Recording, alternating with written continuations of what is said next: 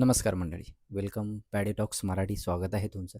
आणि आज आपण आणखीन एक नवीन व्हिडिओ घेऊन आलो आहे. परवा आपण जो व्हिडिओ बनवला, जो की ऋषिकेश आणि अथर्व यांची जी जोड्या होत्या, त्या जोडींवर म्हणजे नेमकं पब्लिकचं मत काय आहे, नेमकं प्रेक्षकांचं काय मत आहे, प्रेक्षक कशाप्रकारे त्याला रिस्पॉन्स करतात किंवा त्याच्यावर काय मतं मांडतात, हे बघण्यासाठी मी व्हिडिओ बनवला होता.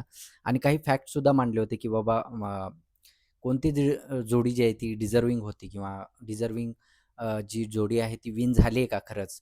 असं कुणाकुणाला वाटते किंवा पब्लिकचं मत काय, याच्यावर मी व्हिडिओ बनवला होता. त्याला चांगला रिस्पॉन्स मिळाला. भरपूर लोकांच्या कमेंट आल्या, भरपूर प्रेक्षकांच्या कमेंट आल्या.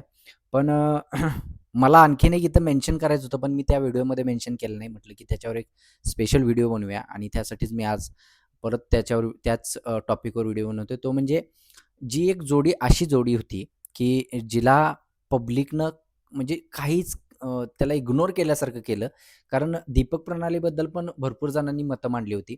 निगेटिव्ह असू दे, पॉझिटिव्ह असू दे, भरपूर जणांनी मतं मांडली होती. पण एक अशी जोडी होती, की जी त्या जोडी स्वॅप झाली म्हणजे अथर्व आणि रेवतीची जोडी झाल्यावर अनुश्री आणि विजयची जोडी झाली होती. पण जसं त्यांच्यामध्ये जोडी झाली होती, जसं त्यांनी आपलं पेअर चेंज केलं होतं. म्हणजे अनुश्रीनं जे अथर्व आहे त्याच्यावरची जोडी सुटल्यानंतर विजयबरोबर जोडी झाली होती.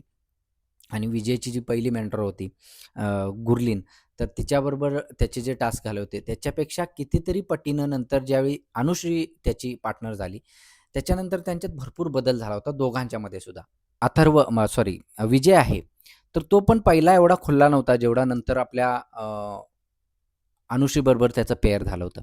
मी असं या जोडीला इथं मेन्शन का करतोय किंवा माझ्या जो थंबनेलवर विषय आहे, की ह्या जोडीबद्दल कोण काहीच का बोलत नाही आहे.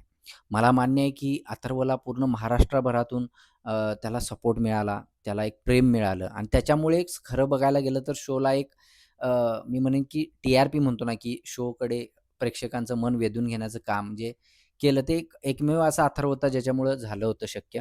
कारण तो प्रत्येक वेळी बोलायचा, आपली मते मांडायचा, सडेतोड बोलायचा. तसंच आपण सॉरी ऋषिकेशबद्दल सुद्धा बोललो, की ऋषिकेशने पहिल्यापासून जो आहे ते टास्कमध्ये खेळणं असू दे किंवा टास्क पूर्ण करण्यामध्ये त्याचं योगदान असू दे किंवा टास्क खेळताना, परफॉर्म करताना त्याची लागलेली मेहनत असू दे, ती दिसत होती आणि पहिल्यापासून त्यांचं पेअर लास्टपर्यंत होतं म्हणून त्यांना ती विनिंग ट्रॉफी मिळाली. पण तसंच म्हणेन, की विजय आणि अनुश्रीने सुद्धा एक-एक असे टास्क केले, की ज्याबद्दल खरंच बोललं पाहिजे. का? तर विजय अनुश्रीने जे टास्क केले होते, मग तो गावाकडचा टास्क असेल, म्हणजे गावाकडे जाऊन परफॉर्म करायचा टास्क होता. त्यामध्ये अनुश्रीने चक्क शेणाच्या बुट्ट्या उचलून एक ट्रॉली भरली होती. म्हणजे एखाद्या सिटीतल्या मुलीला ते जाऊन तिथं करून ते म्हणजे तितकं सोपं नाही ते काम. फार अवघड आहे आणि ज्यावेळी पहिल्यांदा तुम्ही करता त्यावेळी तर फारच अवघड आहे. तर ते तिथं जाऊन तिनं जे केलं होतं, खरंच ते म्हणजे एक शाबासकी देण्यासारखं होतं. त्याच्यानंतर आणखीन एक टास्क झाला, तो म्हणजे मच्छीमारांसोबत त्यांना एक रील बनवायची होती. त्यांच्यासोबत एक दिवस घालवायचा होता. त्यावेळी ज्यावेळी ते बोटीवर जातात मासे पकडायसाठी, त्यावेळी ती अनुश्री चक्क उलट्या करते. कारण ऑब्व्हियस आहे, ज्यावेळी पहिल्यांदा कोणीही जातो, तर माशांचा वास असेल तर त्या मच्छीचा वास असू दे, तो सहन होत नाही आणि इतकं होऊन सुद्धा तिने टास्क पूर्ण केला. ती मागे हटली नाही. प्रणालीने बघितलं असेल, की आपण ज्यावेळी कोंबड्या पकडायचा टास्क होता किंवा ते खेकडे काढायचा टास्क होता, तर ती किती घाबरली होती आणि तिने टास्कच परफॉर्म केला नाही. पण अनुश्रीने कुठल्याही टास्कमध्ये तसं तिनं जाणवून सुद्धा दिलं नाही, की मला टास्क खेळायचा नाही आहे किंवा मी खेळू शकत नाही किंवा मला भीती वाटते. कोंबड्या टास्कमध्ये तर तिने अशा कोंबड्या पकडल्या, की जणू काही तिच्या घरातल्याच कोंबड्या आहेत.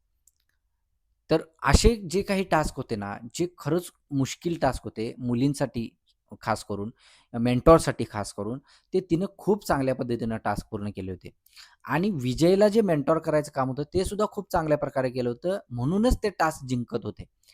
आता तो गोल्डन स्टार जिंकायचा सुद्धा टास्क विजयने जिंकला, पण त्याच्या पाठीमागं अनुश्री तितकेच खंबीरपणे उभा होती.